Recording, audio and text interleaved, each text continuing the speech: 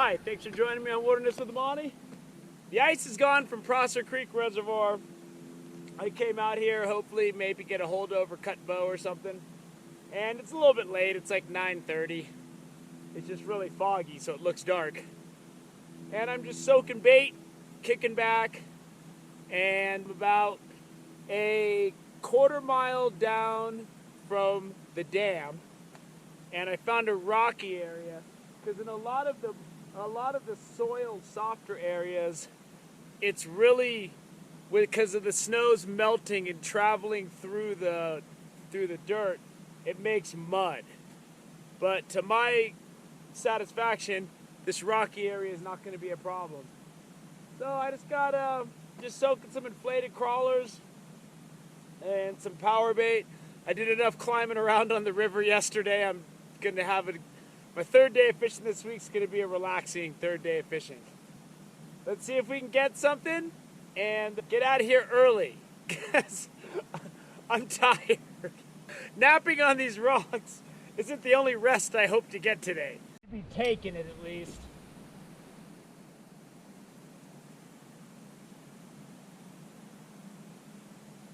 There he is. Come on.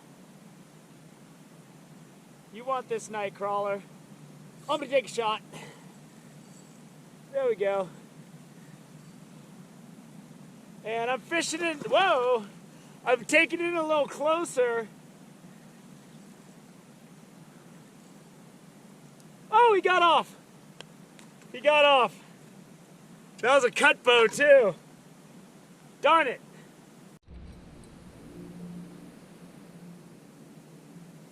There we go. He feels good.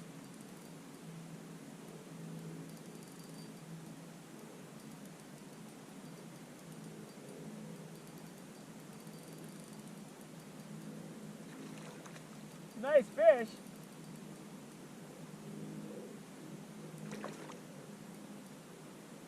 But it's at that size. If I can let him go, I will. But if not, I'll just fillet him.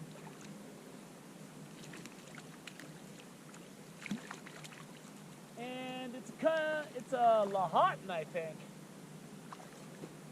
Let's see.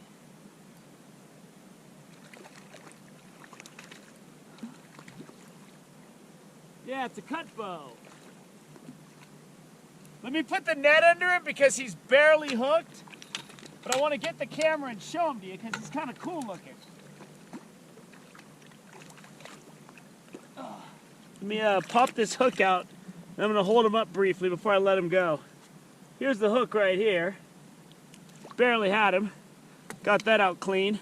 Let me let him power up for a second, and then I'm going to hold him as long as I can.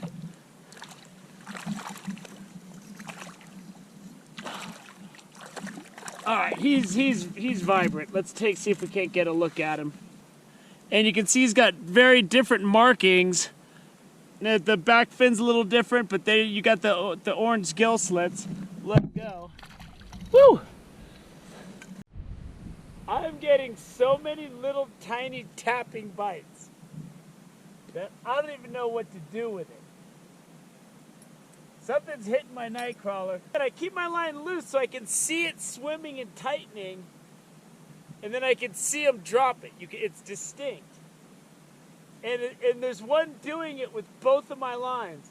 And it looks like it could be crawdads, because that's kind of what a crawdad bite looks like. But that's the way the fish have been biting today, so I don't know. But I've run over and turned the camera on like 6 times because I think I'm getting a fish. And I'm getting it on both of my lines right now. To the point where the next time I see one of these lines go a little bit, I'm just gonna fire at that thing. It's firing time. All right, dude. I'm not messing around with you. You're pussyfooting it. Next time he goes. Ah, I missed him. It's just, I've been watching my line for 20 minutes. And it's going dink, dink. And now this line's doing it.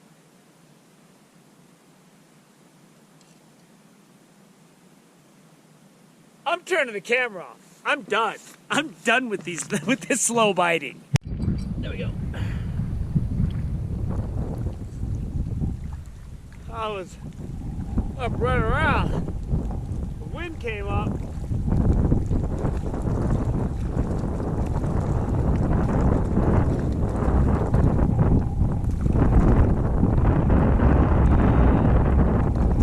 Another one of those cutties. So they're distinctly different from rainbows. And I know they've been stalking Lahontan's in a lot of places. Ugh. And I think all of these were probably stalked the same time because they're all the same size. There he is. I think that's a Lahontan. It's not a rainbow. Ah. What's going on here?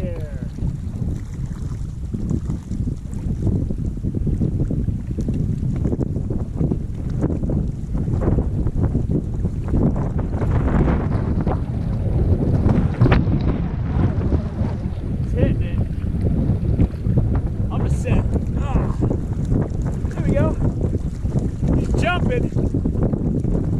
This looks like a eating fish. Nice.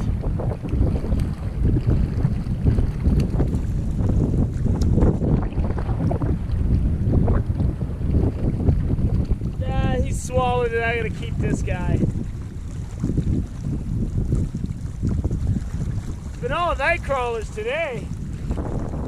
Just a little 12-incher. I'm just gonna go ahead and eat this guy for lunch. He swallowed it, I couldn't get the hook out, so I'll keep this guy and eat him. I'll just fry him up or bake him in the oven.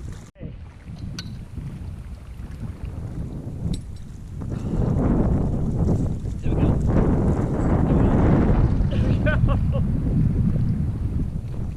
There we go.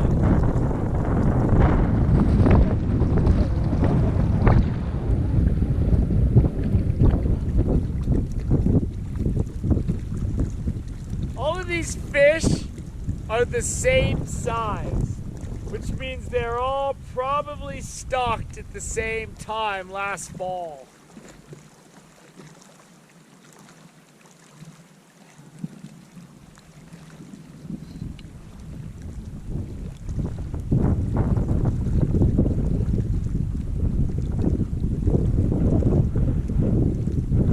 I'm gonna go ahead and keep this guy just so I can bake him with the other one. I need two.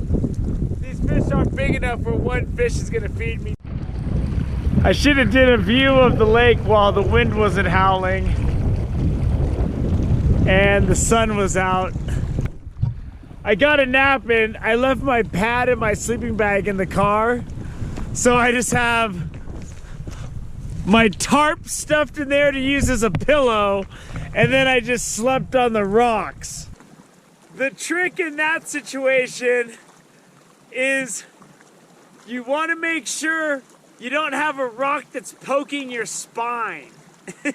As long as there's not a rock poking your spine, you can kind of maneuver and it's not so bad. So it was a good day of fishing, you know. I'm catching a lot of fish that are the exact same size.